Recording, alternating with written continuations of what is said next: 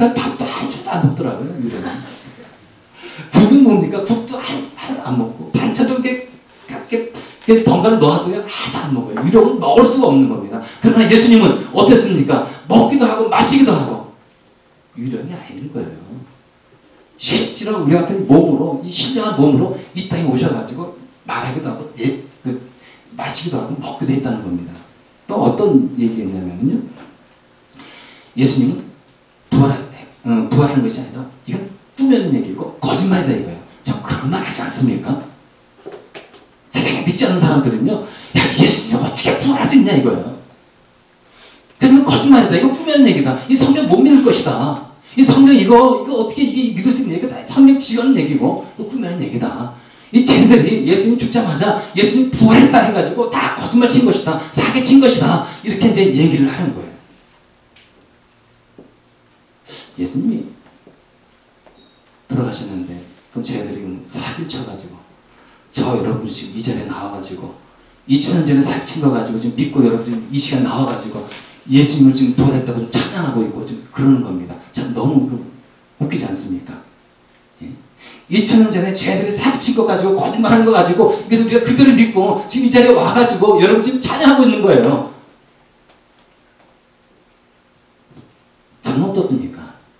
저는요 예수님의 이 살아계심과 죽으심 그리고 부활하심 이것을 믿고 그리고 예수님의 진짜 물론 콜링 받았지만은 예수님의 그 콜링에 전 내 인생을 걸고 지금 나가는 거 아닙니까? 그리고 여러분 앞에 설교하고 여러분들을 같이 기도하고 여러분들을 신방하거나 여러분들 만나기도 하고 새벽에 나와서 기도하고 여러분 제가 너무 불쌍하지 않습니까? 여러분 어떻게 생각하십니까? 예수님 부활하지 않았고 그 거짓말인 이걸 가지고 제가 내 목숨 걸고 내 인생을 걸고 예수님 따라간다. 부활하시니까 예수님 따라간다. 이게 말되냐 이거죠. 근데 우리가 한 가지 주목할 게 있습니다. 여러분 이 거짓말 친 사람 있지 않습니까? 사기 친 사람 있지 않습니까? 여러분 거짓말 치고 사기 친 사람은요 그 거짓말 친 것 가지고 자기의 목숨 걸지 않아요. 왜 겁니까? 자기는 그것이 거짓말이고 지어낸 얘기라는 것을 뻔히 아는데 왜 거기에 자기의 목숨을 걸겠습니까? 걸지 않아요. 근데 여러분 예수님의 제자는 어떻습니까? 자기들은 알아요. 예수님은 죽었지만 부활하지 않았다. 그럼 자기는 분명히 알아요. 근데 예수님이 부활했다는 것을 꾸며낸 얘기인데 쟤들이 그 꾸며낸 얘기를 가지고 자기의 목숨을 거냐 이거죠. 걸 수 없다는 거예요. 어떻게 걸 수 있겠습니까? 꾸며낸 얘기고 지어낸 얘기인데 사실이 아닌데 그걸 가지고 어떻게 자기의 목숨을 걸고 죽을 수 있냐 이거예요. 하지만은 우리가 이 사도 요한을 제외하고 이 11명 다시 또 맞대어 왔지만 그 11명 모두가 어떻게 된 겁니까? 다 순교했잖아요.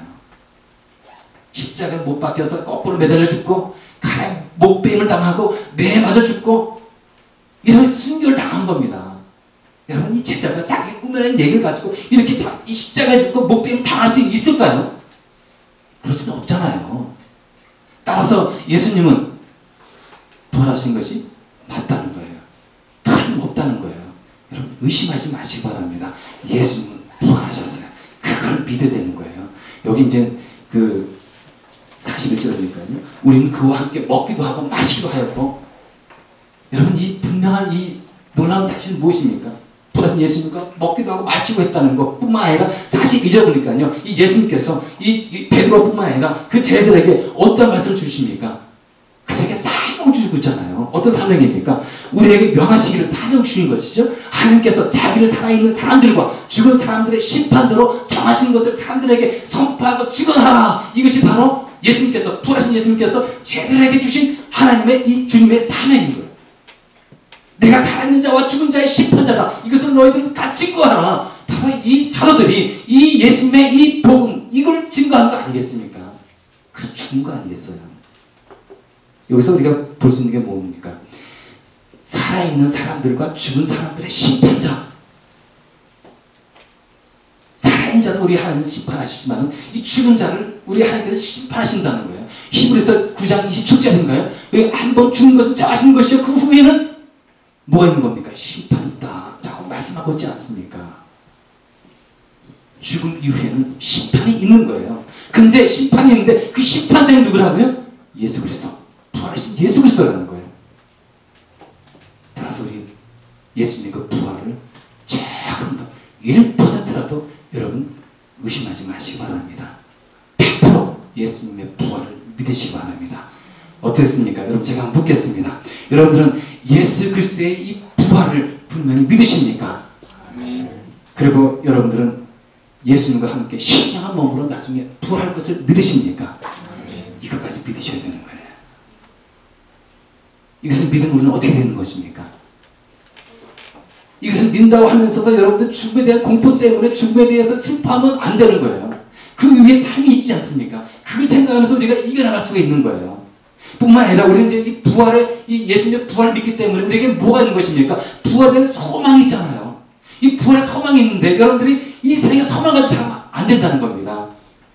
세상에 진짜 이기적인 욕심 가지고 세상을 추구하며 살아가면 안 된다는 거예요. 부활에 소망이 있는 사람은요, 하늘나라에 소망이 있는 거 아니겠습니까? 이 세상에 소망이 없다 생각하시고 이 세상에 소망을 두면 안 되는 거예요. 그러나 또 예수님의 부활이 있는 자는 또 뭐가 있는 겁니까? 그 사람 마음속에 기쁨이 있는 거예요. 어떤 기쁨이 있는 겁니까? 부활의 기쁨. 그래서 그 사람들은 어떻게 살아야 된다고요? 항상 감사하시고 항상 기뻐하시고 사랑하시고 정말 소망을 가지고 살아가는 그런 삶을 살아가야 되는 겁니다. 그래서 우리의 마음속에요, 여러분 부활의 이 신앙이 회복되어야 되는 거예요. 이 신앙생활을 오래 하다 보면은 우리의 마음속에 있는 부활의 신앙이 진짜 그냥 더 소극적이 되어버리고 더 침체되고 그럴 수가 있습니다. 여러분 부활의 소망이, 이 부활의 신앙이 여러분 침체되어 있는 분이 계십니까? 부활의 신앙을 여러분 회복시켜야 되는 거예요. 부활의 기쁨을 가지고 우리 이 삶 살아가야 되는 것입니다. 그럴 때 우리가 아무리 이 삶이 정말 지옥 같은 삶이라 할지라도 진짜 이 죽음의 근육진 삶을 산다 할지라도 역동적인 신앙의 삶을 살아갈 수가 있는 거예요. 기도하시면